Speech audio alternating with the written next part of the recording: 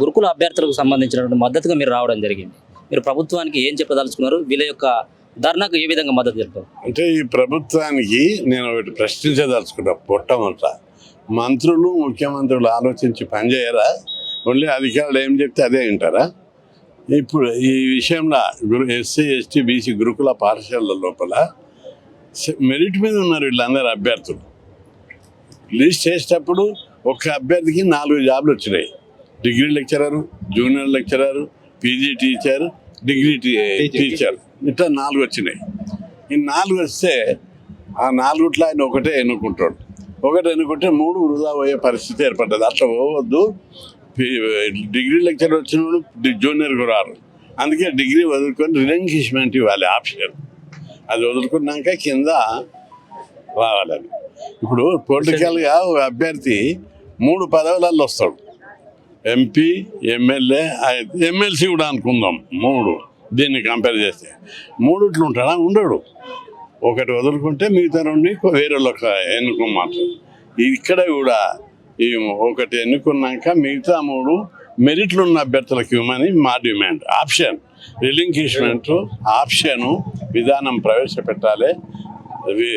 దాని ప్రకారం వీళ్ళకి జాబులు ఇవ్వాలని డిమాండ్ చేస్తున్నాం. న్యాయమైనది ఈ అభ్యర్థుల డిమాండ్, న్యాయమైనది, చట్టబద్ధ.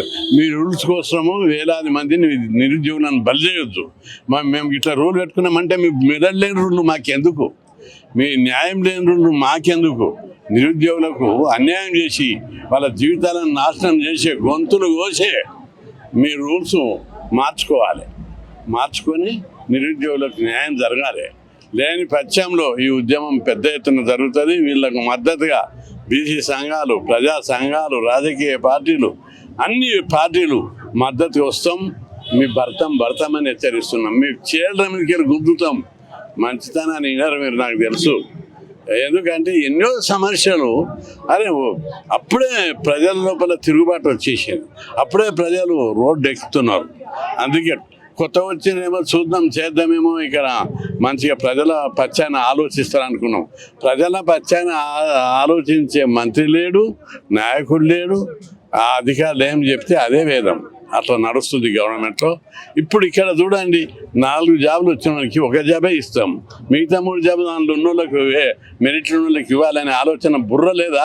బుర్రను ఇవ్వడానికైనా అర్థమవుతుంది. మీకెందుకు అర్థమైతే లేదు? కాబట్టి వెంటనే మీరు రూల్స్ మార్చి వీళ్ళకి అందరికి ఇవ్వాలని చెప్పి డిమాండ్ చేస్తున్నాం. లేకపోతే తిరుగుబాటు తప్పదు, విప్లవం తప్పదు. ఒక పాకిస్తాన్లో చూడు, ఒక ఇష్యూ తోటి ప్రభుత్వమే పడిపోయింది. ఇక్కడ కూడా అటువంటి పరిస్థితి తెచ్చుకోకుండా మీరు బుర్ర పెట్టి ఆలోచన చేసి ఈ నిరుద్యోగులు ఒక్కొక్కడు 5 ఏళ్ళ నుంచి చదువుతున్నారు. అన్నం పిల్లలను తల్లిని భార్యలను వదిలి కోచింగ్ తీసుకొని చస్తున్నారు.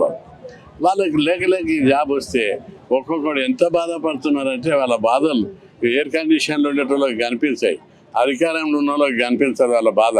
వాళ్ళ పచ్చాన కొట్లాడే మాకు వాళ్ళ బాధ చెప్పుకుంటుంటే మేము హృదయం అరిగిపోతుంది. కాబట్టి మేము చెప్తున్నాం, మా మాట వినండి. వీళ్ళందరికీ జాబులు లేదంటే తిరుగుబాటు తప్పదని హెచ్చరిస్తారు. ప్రభుత్వం స్పందించడం అనేది లేదు. అన్ని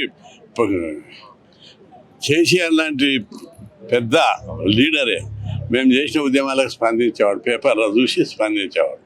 వీళ్ళు ప్రజాప్రభుత్వం అని చెప్తున్నారు. ప్రజాప్రభుత్వం అని మీద అయితే వెంటనే స్పందించాలి. ఆ రూల్స్ అమెండ్ చేసుకొని వీళ్ళందరికీ జాబులు ఇవ్వాలి. మేము మెరిట్లు ఉన్న వాళ్ళకి ఇవ్వమంటున్నాం, మీ కార్యకర్తలకు ఇవ్వమని అంటలేం. మెరిట్ మీద ఎవరైతే నిరుద్యోగులు ఉన్నారో వాళ్ళకి